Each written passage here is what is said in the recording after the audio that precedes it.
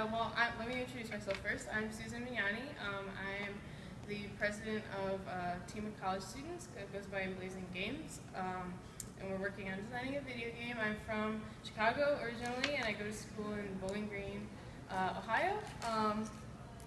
My name is Carlee Campbell. I'm from Chicago, Illinois. I'm more of the in-game expertise on this section, so after you. All right.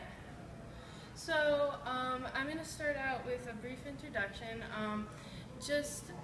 I guess we all know, based on the political happenings as of late, like bias is a very prominent topic in the United States right now. You know, it's whites and blacks and Muslims and Christians, and you know, it seems like it's such this deep-rooted problem.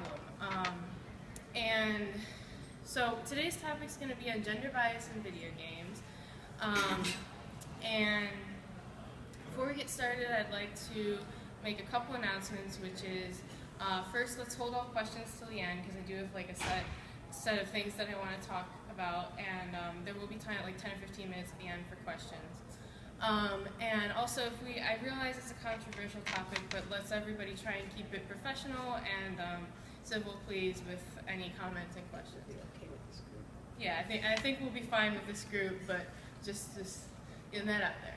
So this is my example of a sequence of bias that I experienced over the summer.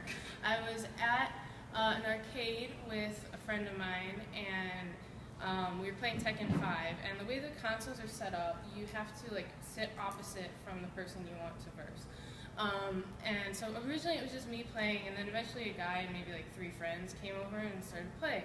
And I beat them, and then I beat them again, and they started to wonder, like, who am I playing? So they walked around, and they're like, I'm quoting them here, "What the hell, she's a girl, we have to beat her ass."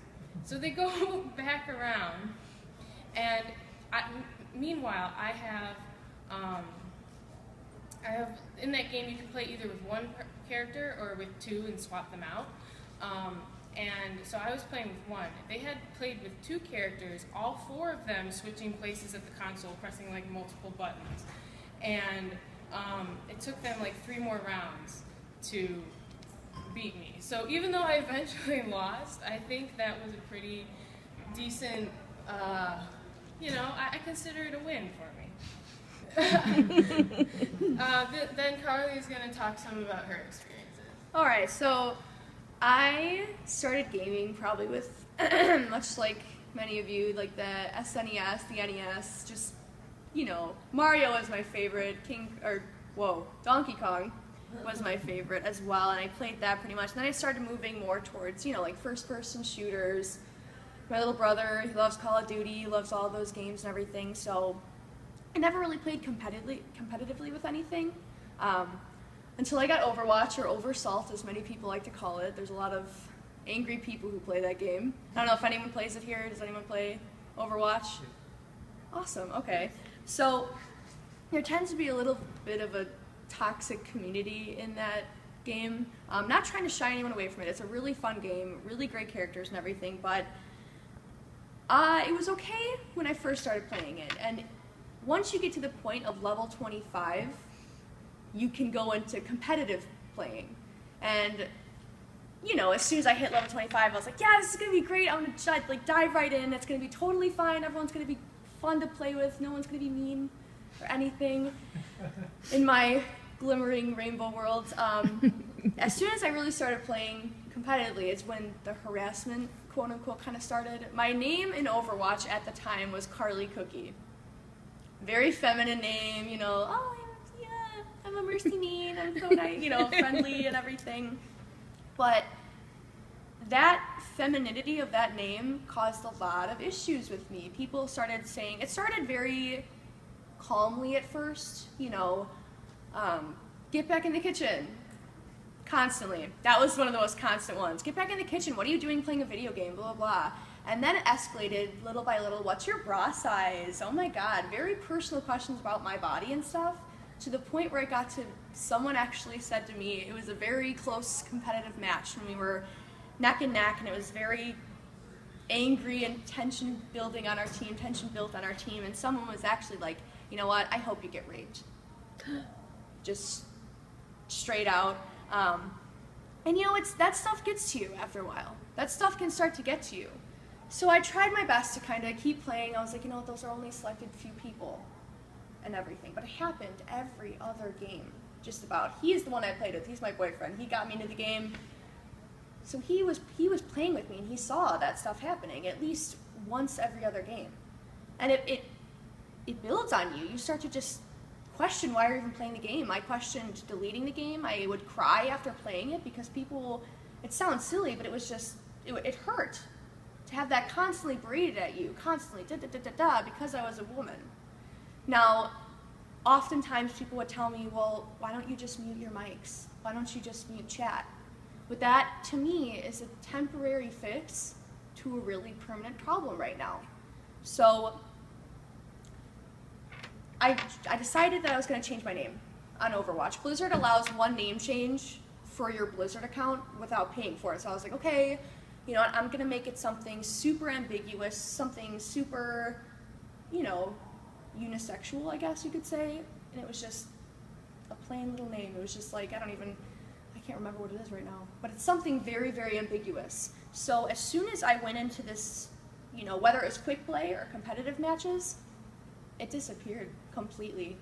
Unless I talk into the mic myself, which I've made a point not to now, for my team, it stopped. People started using male pronouns for me. They started defending my gameplay, even when I wasn't playing the best I possibly could be. People were like, oh my god, he's doing great, why are you bothering him? He's doing just fine. I would do like a one-person res as Mercy, and you don't do that as Mercy, at least not now, but... And they would be like, oh, thanks, Mercy, good res, man, you did so good. Like, stuff like that. And I noticed that with that simple name change of becoming someone that was very feminine to someone who was not as feminine, kind of blandly named, I noticed that it stopped until I made it clear that I was a woman. Now, people just kind of left me alone after that. It was just, and I actually enjoyed playing it. I got to a good rank finally, because people would listen to me. She's one of the top 300 of Junkrats. Junkrat players, and I know people are always like, oh my god, Junkrats, they're so gross. But they're not, I promise. But I think there's a certain tier level of respect in life and in gaming, whether it be in-game, me playing it, or in the business end, like developmental.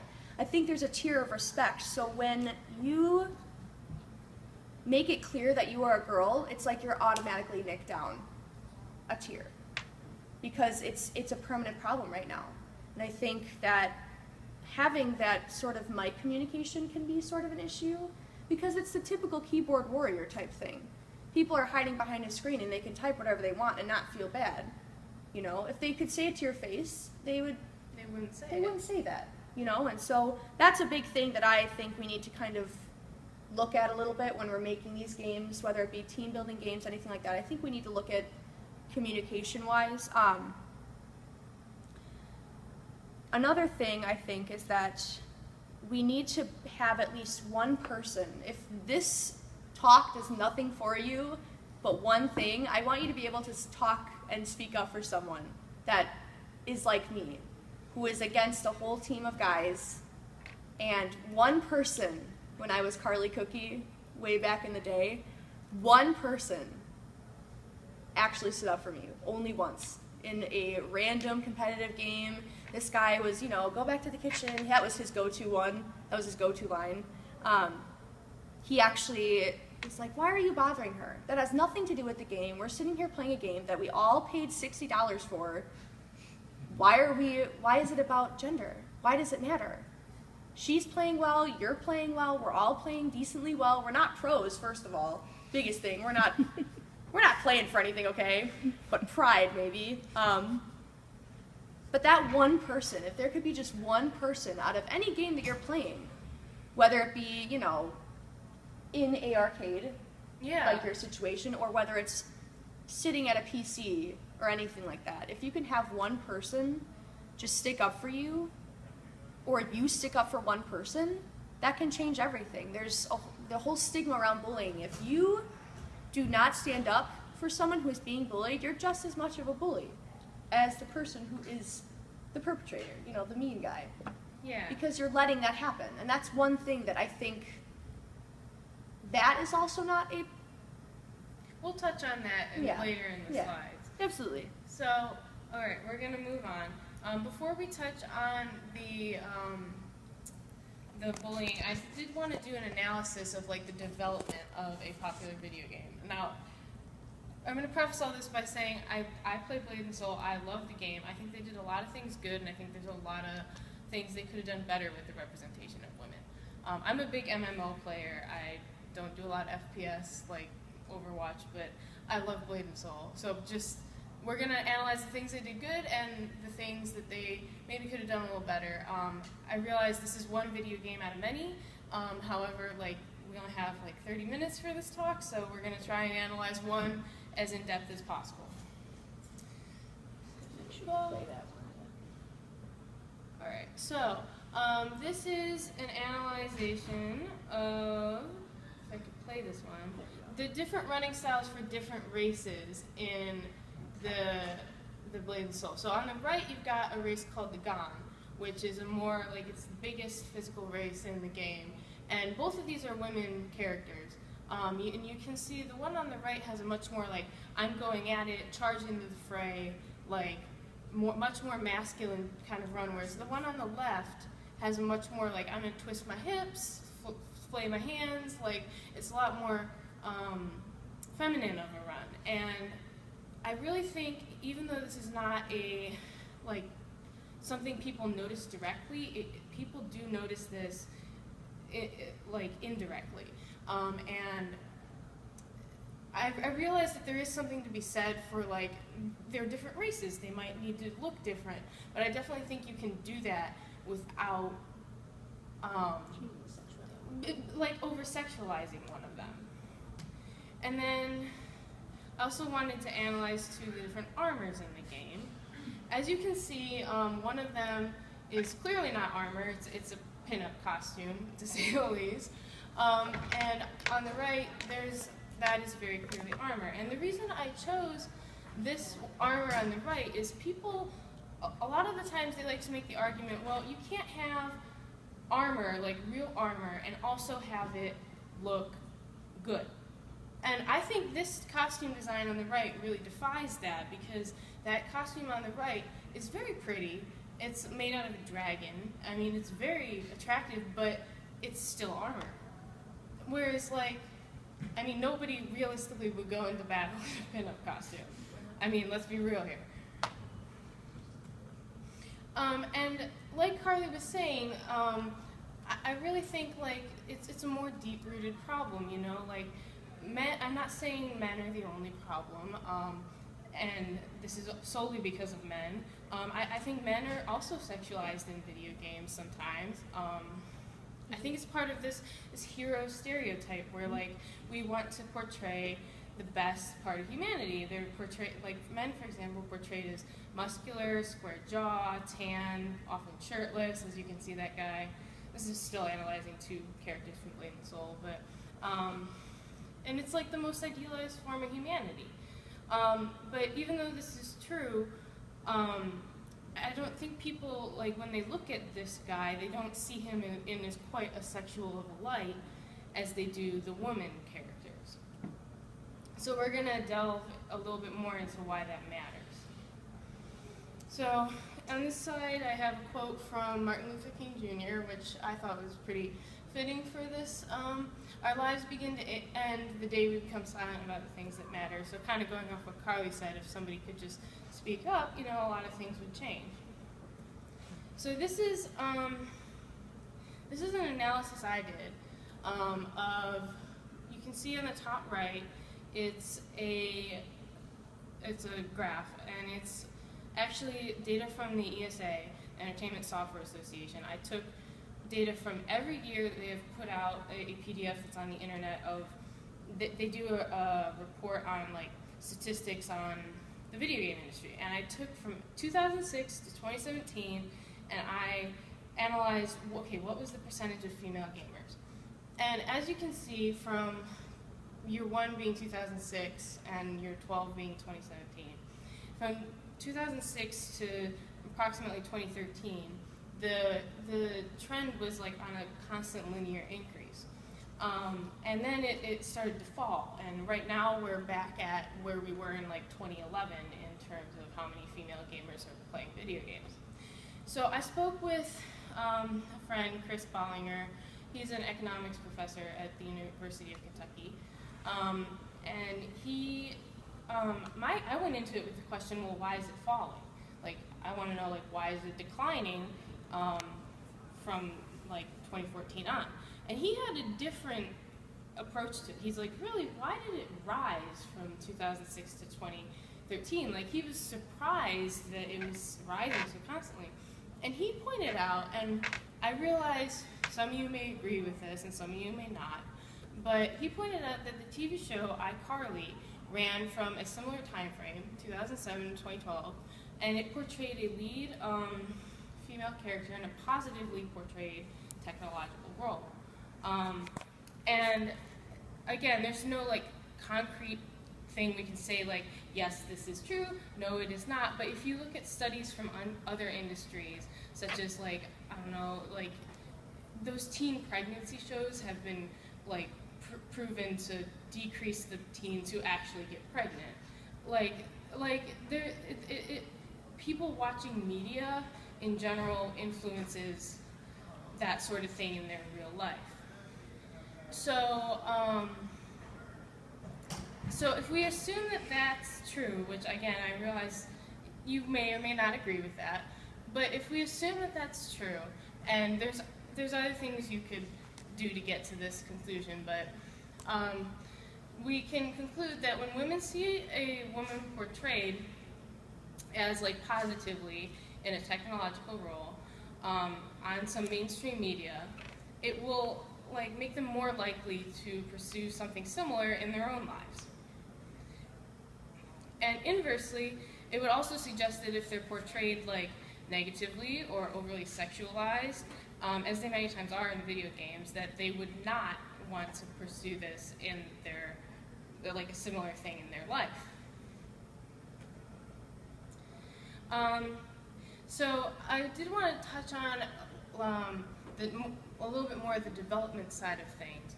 So as I mentioned, I'm more the development standpoint, and I think personally that of all the, well, this is a fact, of all the video game developers, it's only about 23% of them right now that are women. And I think the video game industry is really losing out on people who could probably have the most impact on the gender bias, because if you're thinking about who's creating these games, it's mostly men.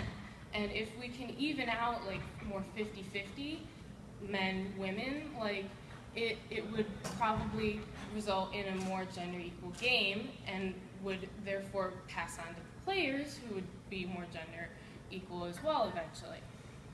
But also I think if women experience a bias in playing the games, that might deter them from even wanting to go into game development. If you're like experiencing something negative, and like Carlee had, she was playing Tekken or me playing Overwatch. Yeah.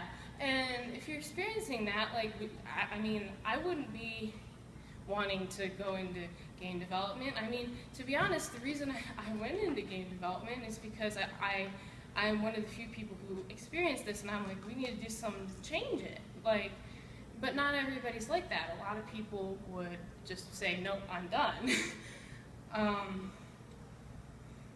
So this brings us to kind of what Carlee was speaking about kind of the bullying and, you know, the cycle of like, can people speak up and like all that sort of thing. Just a constant cycle. Yeah. So as Carlee kind of touched on it, like bias, bullying, they're a deep-rooted problem in our society. They've been, I mean, and I'm sure those of us older in the room than I am can attest to this, but they've been around longer than video games have. But I did want to argue that bias can be a form of bullying, and here's why.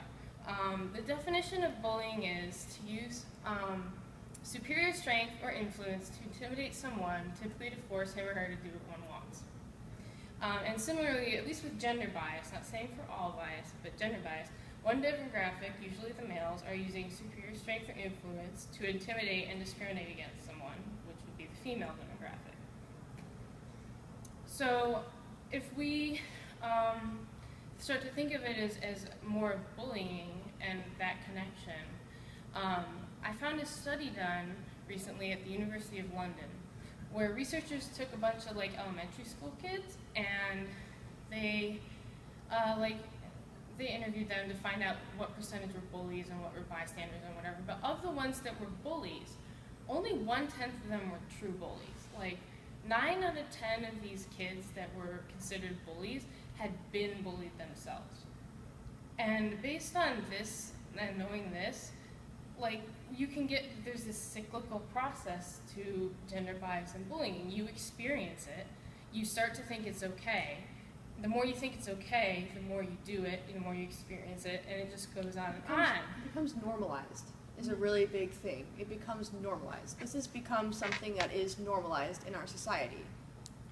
We put women at a lower standard, or we judge them a little bit more harsher just because of how we were raised. And if you're raised, there are different ways that people are raised and everything, which can be effective, but we have always implemented gender roles and everything, and it's just become a normalized process, constant normalized process. Yep, I agree. And then, so we did want to end on a sort of positive note, which is how can we go about changing this? How can people get out of this cycle of bias? So a couple things that I feel like a lot of people turn to that might not help. It's, again, not an easy problem to solve and not one with a clear answer. And here's why I think these things won't help. Opting out of a sexist organization and only going to women's events, I think won't help, and this is the reason why. If you only go to women's events, there's still going to be the male events, or co-ed events or whatever, and that's where the leaders are. And if you're only going to women's events, you're not impacting where the change needs to happen. Same thing with the sexist organizations. If nobody's there to change them, they're not going to ever change. There'll always be a bias unless somebody's there to speak up. Exactly. And again, playing the victim, I mean, I realize that might be controversial, and there is something to be said for everybody can feel victimized, but I mean, I think the more people can look positively on things and be like, how can we change this, instead of I'm so down on myself. I look back on some of the things that happened in Overwatch and I laugh about it in the nicest way possible. I'm like, wow, that was ridiculous that they even said that. So and I think that's something that will serve you well just in life, is the ability to look back on things and laugh, or look at things and be like, okay, how can I change this, or what can I do to make this better, as opposed to looking at the negatives. And I did some research, and these are some ideas that people had that might help to just decrease gender bias just in the development world, because as we already spoke about, gender bias comes from the games and goes down to the players, and there's that whole hierarchy. So standardizing job descriptions. I don't know how many people know this, but there's actually been a lot of studies done who prove that women are more likely to only apply for any job. It doesn't have to be just tech, but they're more likely to only apply when they meet 100% of the listed criteria for the job, versus men who will apply when they meet I think it's something like 60% of the criteria. So that's a big difference. If we can standardize these job descriptions and make them not tailored towards men, or I'm not saying all of them are, but standardize them, make them open to everyone. Yeah. Another thing would be to push companies to publish data about gender diversity. I think that's how a lot of this came to light, was some bigger companies published data about their gender diversity, and it was actually a really sad state. And that's how a lot of this started getting talked about. So I think the more companies that publish that, the better things will be, because the more people will know. And the last one I think is actually really interesting. So I read this article that said people could hold blind interviews, which I'm not exactly sure what the theory, like you'd have to find a way to cut out the voice from the interviews, because if you can hear a female voice, you could distort it as well. Yeah, you'd have to distort their voice or something. But I read this article that said this came from a tech company got this idea from The Voice, who does like blind auditions, and there's been several studies done that showed that women are better programmers, and they were, I think, doing an analysis in terms of like code that got pushed on GitLab or GitHub, one of the two, but only when their gender wasn't disclosed. So like if they had a gender neutral username, or like they didn't have to disclose their gender, their code would get pushed more often than men. But if they did know their gender, the men would get pushed more often. So I think really, if we could do the same thing for job interviews, that might help as well. But again, that has to be the people running the company who make that decision. There has to be more awareness. There just has to be more awareness in general. And that's why we're doing this talk. And that's mostly what I have for today. I have my works cited here. And I have, thanks for listening and keep moving forward. And I think we've got about like 10 minutes, 15 minutes for questions, if anybody's got some. Any questions? Yeah, go ahead. Yeah. Yeah, I had a question. One of the slides talked about, I mean, correct me if I was incorrect in reading it. The term sexist organizations kind of just popped out to me. I can go back. Yeah. This one? Opting out of sexist organization. So when you talk about sexist organizations, what, like, could you give me like what's an example of a sexist organization that I don't have a specific one from my experience, but I guess what I was more talking about was just like any organization that That's you like felt discriminated against. pro-men or pro-women like organizations that are just strictly like feminist or meninist or anything like that. That's driving, I know it sounds like a weird word, like meninist, but it drives people away from each other. It creates more diversity instead of, I guess, community. Yes, Yeah. we want it to be unified, and that's a big issue. So would you consider things like women's conferences and that kind of thing in the same sort of category? No, I think it's more the extreme. Okay. Yeah. And there's always I think women's events are good. I think it's the only going to women's events that yes, really like and like super if aggressively you about it. only go to women's events, you're really losing out on a lot of stuff. But I think women's events in and of themselves can have a lot of good Like things. I think there's always extremist groups with everything. So I think really focusing on those groups is what the issue is. If you're only going to those extremely, I guess anti-men is like a big thing that a lot of like extreme feminists have in their minds, which we don't want that. That's not what the point of this talk is about, because we're just as much as perpetrators as men are. We think of guys, they should be, Ryu, and like, oh, he's so beautiful and everything. Like, oh, Yeah, God. like the hero stereotype. Exactly, like, no, they're not all guys are gonna look like that. We get it. So that's what we need to push. And not all women are gonna look like the strippers that you go into Grand Theft Auto and like, what's up? I know, it kind of sucks, but we're not all gonna look like that. So you gotta keep that stuff in mind. And I think that's what we need to start pushing, instead of breaking out of these standardized, repetitive notions of that type of stuff. And I think that's something like I'm designing a game with, like I said, a team of college students right now that I'm leading. And I think that's something we've been trying to do with our concept art and like our just designing our characters in general, is have like, we're planning on having a diverse range of body styles and ethnicities even too. Yeah. One game that was actually really good with this, Assassin's Creed. I don't know if anyone plays Assassin's Creed. They never, in regards to the women assassins that you get to see more like further on in the game, they never overly sexualize them. they made them badass, truly. They made them just as aggressive as the males. So that's what I kind of would like to see more. I was thinking as we were talking, and I was like, Assassin's Creed, you know, they're not as lead roles as what we would like, of course, but they still show up, and they're still not overly sexualized, and they're assassins. Like, come on. Like, that's awesome.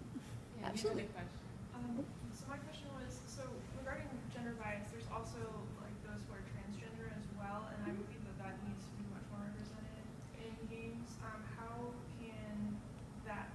How can we help influence people to represent transgender as well as just, binary gender? You know, I honestly, I think it would be sort of the same type of thing that we were saying here. Like, if you can bring awareness to more people about like just help them understand transgender people. Like, I think that's why a lot of people, like, I'm not like this, but I think that's why a lot of people are put off by like people with different sexualities, is that they don't understand it.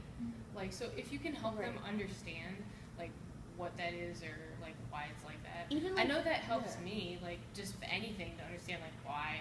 even it the is. smallest indie games, whatever, any sort of small company, if they could just have any sort of sexuality or gender, I anything, think just that's a something. good idea. We should do that. In Just our some game. sort of little indie game, something that you can be like, oh, this lead role was transgender. Like, There is some, I know, sorry, no, that's fine. my boyfriend works at Multivarious, and Yeah. the No Mercy game has a lot of different varieties of one Yes. of the characters is transgender. Exactly. My sister's transgender, which is why I'm asking. Yeah, But that's really what it is. I think we need to make this bigger on a wider spectrum. It needs to Yeah. be supported everywhere, Yeah. or just shown everywhere, so people understand. So, I just wanted to piggyback off your comment, and then, first, like, thank you both for doing this. Yeah. thank you. I think there needs Thank to be you for more coming. conversations like this, and I know that they're not easy to have, so thank No. you both. And we didn't Yeah, want it to be thank- angry. We didn't want to be like, look at what you did. Like, no, we didn't want it to be like. We wanted it to be We a want it to casual be like conversation. informative and like Yes. inform people, because like I Yes. said, like I think people do best when you can like understand why Just and nice. how, and you know, like Just be nice talk about to it, people. yeah. In regards to the transgender point, I just read Anna Antropy's book. I'm sure maybe some of you guys have read that, but she's a transgender game designer, and Yeah. she designed a game about the experience of transitioning. And she Oh, wrote wow. a book called Rise of the Video Game Zinesters, which talks about just everyday people learning how to make games. So that would be something I would check out in terms of Anna Antropy. That's really cool. I personally don't really play video games, but there's something I'm interested from a cultural standpoint. And in the past year, I've started to go to like more and more events like these, and I noticed a lot of like casual sections of sexism. So not people who are like saying things like what happened to you, but for instance, like a man might be giving a talk and he'd be like, I don't make money as a game designer, my girlfriend dumped me because I can't support her, and like stuff like that, which I consider to be offensive because like women can have jobs too. It's little undersided things. And I kind of feel, and if anybody in this audience wants to respond, I want to say something, but I also don't want to come across as being like some like woman who's like picking on everything that some dude says, but I feel like you have to say something because they're going to keep making those comments. Otherwise, they probably don't realize that they are being sexist. I feel like saying something, especially if you don't know the person, really, like you're never gonna see them again. Like you could even just like That's a great you point. could just I'm say serious. like really, like what do you have to lose? And they could maybe just think about it like, hey, some random person told me like that's wrong. They must have really thought it was wrong because there's some random person. Maybe I should think about this. And if it's a friend, they should. I mean, you could just be nice to them. Like I mean, hey, like Gently talk. Be like, hey, that wasn't very nice of you. yeah. I mean. Let's not do that again. I really think if you don't tell people, sometimes they just don't know. I think there's a lot of stigma, negative stigma around certain trigger words in the world right now. Like if, like, as soon as someone's like, oh, she's a feminist, like instantaneously they're like, oh, okay. Or like, he's so chauvinistic. He's such a male chauvinist, like pig and stuff like that. You're gonna be like, I'm not gonna talk to that person. I think there's a lot of, if instead we don't use those words, And if instead we just like talk about it like civil human beings and be like, I didn't really like when you said A, or I didn't really like when you said B, and you have this exchange of just talking about it. And that's what I think a lot of the big issue is right now. It is a hard topic. Yeah. So we can't just. And really, if you say it like she just did, and he's all like combative, or whoever it is combative back at you, that's on them. That's not Yes, on you. exactly. Most definitely. So, I'm sorry, No, go ahead. You were. Oh, I was going to say, so you're talking about not using those terms, but making sure that it's spoken to in a way in which that is building and like informative. Yes. Yeah. Yeah, exactly. Okay. There's like the I messages versus the you messages kind of type thing. And I think we need to start using more I messages. Like, this is how I feel. I don't agree with what you said. Instead of being like, well, you did this, you said that, you did this, da da da. And if you notice, that's how a lot of my talk was I think that this is how this is. And I think that really gets through to people, and you can use that when you talk to people. Right. And you had a question, sir.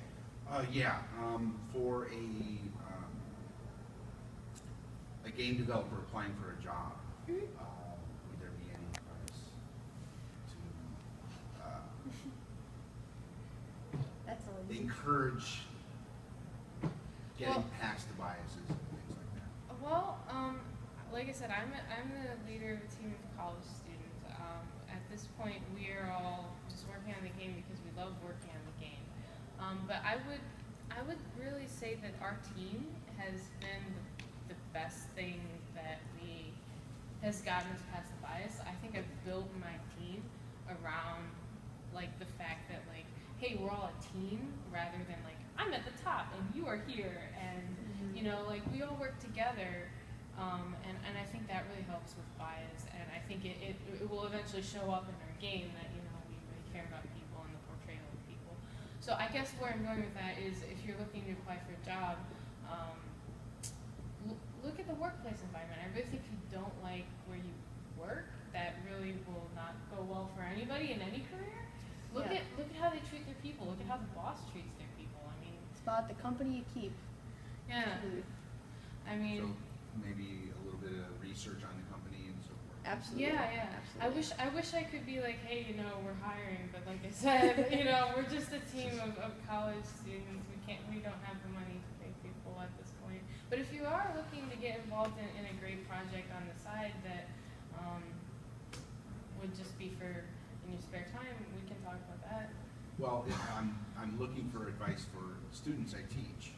I teach at a high school. Oh, wow. Game development, and I have 3 young women that are Pushing through. yes, that Kinda. they're amazing developers Just and designers. keep So pushing that belief Yeah. in them.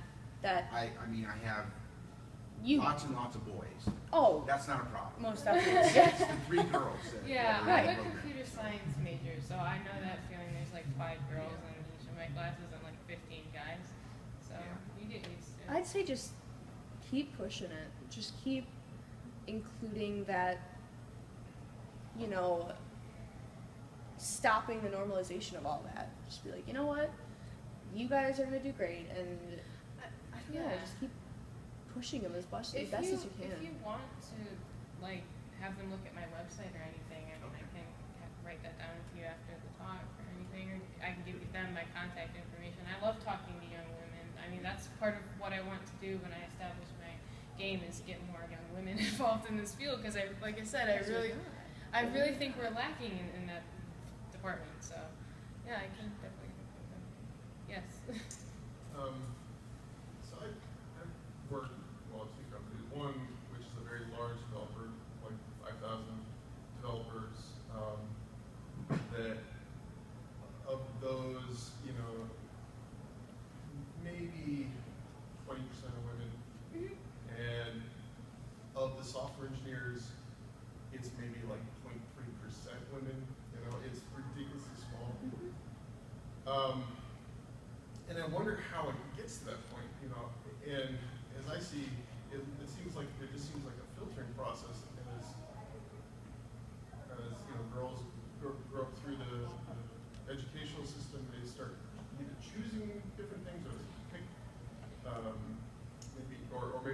kind of dissuaded. I don't know exactly what's going on. My other job is instructing at a place that teaches young children how to make video games. And again, I see this kind of, this proportion, but it's not as extreme. And I'm wondering what kind of things can I do to help not dissuade girls and women from choosing things that they think they need to instead of what they want to. Because I can hear that they want to do things, but You might want to ask my mom about that because she's the one who raised me, and I feel that I was able to choose, whatever I wanted to do. So if you're working with these young kids, she's sitting in the front row right here. I mean, I've never worked with young kids. All I know is I was brought up, I was able to choose what I wanted to do. I never felt like I was pressured to play with boy toys or girl toys. You know how there's separate toys for different I think genders. that's a really big thing. Here's another thing. So I sometimes am kind of self-reflecting, thinking, okay, is there anything I'm doing as an instructor that might be subconsciously, pushing girls away from this field? And I'm wondering if you've encountered anything, you're like, oh, that wasn't a very good thing for that person to talk to. I just think it's really just how society in general raises boys versus girls. Like, boys are a lot more like, if they fall, they're like, okay, get up, you can't cry. If a girl falls, like, oh, are you okay? Do you need a Band-Aid? It's just people from a very young age, they start differentiating.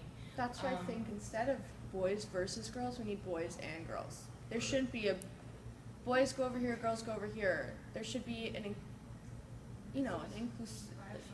Yeah. Yes. And I also think it's in the way we speak to young people as well. Like when we speak to boys, I feel like we're a lot more like, how was your day?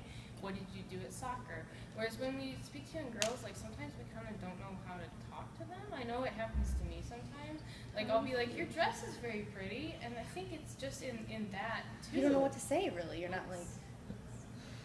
Yeah, and I'm guilty of that as well. Like if you see a young girl, you're like, I don't know how to talk to Cute her. shoes. I love that. Yeah, but that's how you normally start a conversation. Unless they're in versus a sport jersey or something like that, because then I'll be like, oh, you play soccer. That's cool. I used to, and stuff. And I think we need to work on just gender roles. I think that's a really big issue right now, and I think it is changing slowly but surely. I think we're breaking piece by piece into a deterioration of all of that. This is what girls, this is what boys do. I think it's becoming more open to everyone.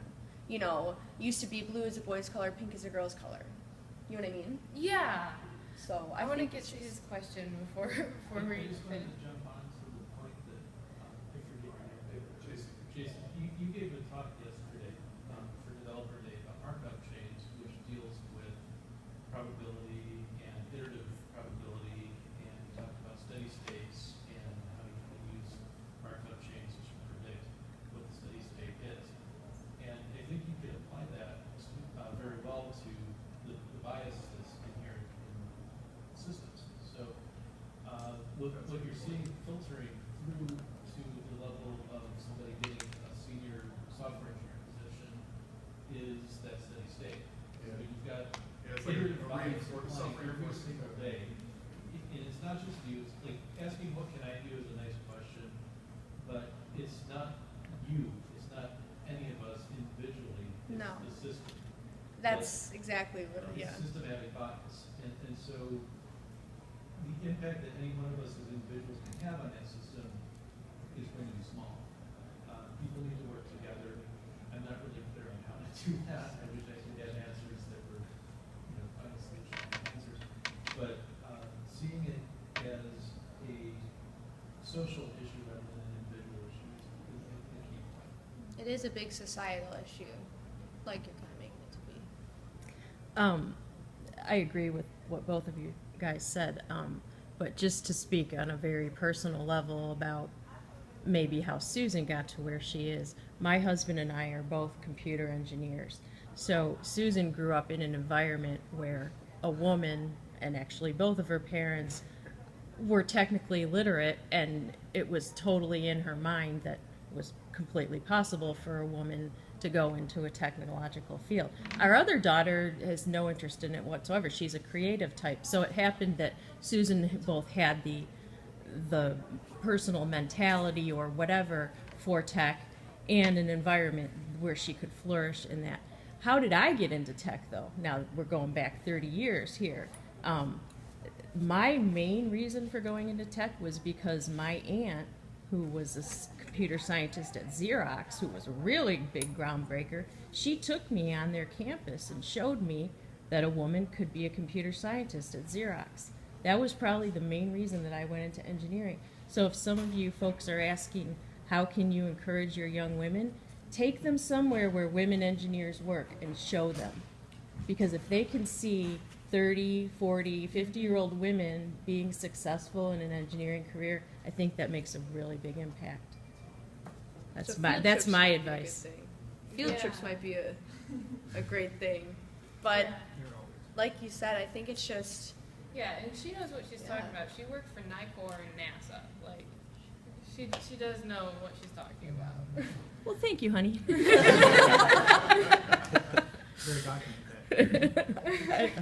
I think it's it's reinforcing that there are other women in this field. There are people who are going for this, and really going far with it. Like Susan, like she's going far with it, and she's making all of these great plans for herself. And to give, those couple of students in your class or the kids in your class, giving them that thing to look up to can give them that incentive that, okay, there is someone like that out there. There is someone that is like me. And that's a really big thing for me. Yeah. So, Yeah, and I think another thing, I just realized, this seems to work for me in my classes, is presenting as broad a view of the game industry as I can, in terms Yeah. of not just the population of people that make it, but also all the different genres, all the different styles and everything, because I think, especially in like the late 80s and early 90s, there was such a consolidation sort of styles towards stuff that's, I guess we'd say traditionally, attractive to males, and I think it turned off a lot of people. And now there is actually a nice broad spectrum of things, but they don't always get the attention that they deserve, and so I think. I do agree. I think if you can focus on a broad spectrum of things, I think then everybody is at least able to see because not everybody likes the same thing either. Like they could see something that they like, But then you also have to figure out how are you going to fit all that into your lecture time. That's true. I agree. that's busy. We have 2 minutes left, so this is going to be the last question. Okay. I'll try to be quick about it. I hope. Okay. So myself personally, I feel like only in the past 3 years I've come to see this and understand it. And so I'm still learning about it. I'm still trying to figure this out. My one thing that I worry about myself personally is that I decided not to read the manifesto from the guy from Google because I knew that it would not be best for me personally because I don't want to be corrupted by that. But the thing is that we have to, of course his stuff was completely horrible garbage, but I wonder though, do we need to hear that, or do we just push it out completely in everything? How much do we give how do we come to the table and everything? How do we come to a balance between everybody and whatnot? Because I feel like if you can completely shut him up, he'll be like, oh, you're completely shutting me up or whatnot, you won't listen to me. But then he's like, I'm not going to listen to you, so then it just stops the conversation. I think with that, if there is more of a united front of people that support this cause and kind of realize that, I think that eventually he can keep putting out whatever garbage he wants to put out. But when people look at that, they're going to be like, that guy's an idiot. Why are we even? And he's going to make himself look stupid. And that's going to cause him to shut up on himself. So I think that's in a roundabout way, you can unfortunately, freedom of speech, people can write whatever they want. That's the thing, is you can't change anybody else. Exactly. They have to want to change. That's actually what we're building our game. Like, that's the core foundation of our game, is you can't change anybody. They have to want to change. Exactly. So if you just focus on, like, letting people know, hey, this is how it is, and, like... And your core self.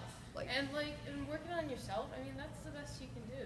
I mean, work on yourself and let people know when you can, like, hey, this is what I think we have a problem here. And I think people really listen to that when you say it like that. And at the end, I mean, it's on them. Like, people really do have to choose for themselves to change. You cannot make something And like change. Susan said, it's in the end, it's going to be them. It's going to be them, and they're going to feel like garbage about themselves if they write something like that. And I think if what we've been talking about is, like, if you're civil about it, you can kind of reach someone a little bit easier. And there's some people that are just so hard-headed that it's never going to happen, really. But you can start to chip away certain things for certain people and kind of make them see different points of view. Do we have to come out from behind the keyboard, you think, more in order to make that happen? I think Or so. do we, yeah. I think that if anyone, what they were saying to me, saw me on the street, and if they were, like, taking their mom out to dinner or something, and they said it in front of their mother or their sister or whomever, they would never say that. Yeah. They would never say that. It's So the I voice think club it's online. Yeah. yes, it's like the whole shadow of not being able to be seen. Like, I'm gonna say whatever I want. I think that's a really big issue. So if you got a problem, say it to someone's face.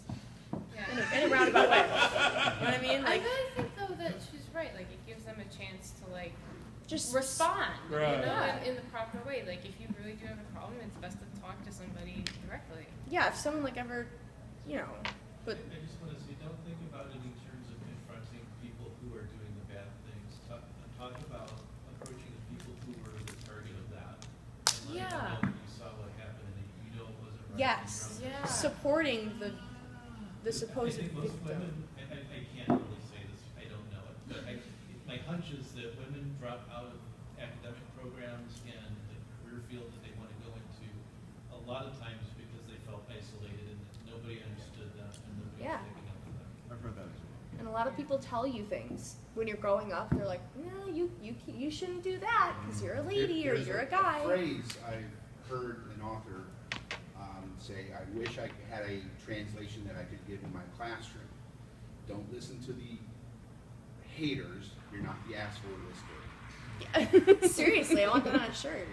I want that on a shirt because it's true. It's, you know, there's a lot of stuff that we need to fix, but if we have a united front, slowly but surely, like I said, even one person out of an entire, you know, game, group, whatever, developer, company, whichever, if one person can say, you know what, I didn't like how you treated that one person, or I don't like that idea that you're pushing onto your game. We gotta wrap up. Yeah. But Alright. thank you guys for Thank coming. you. It was awesome, so thank you guys.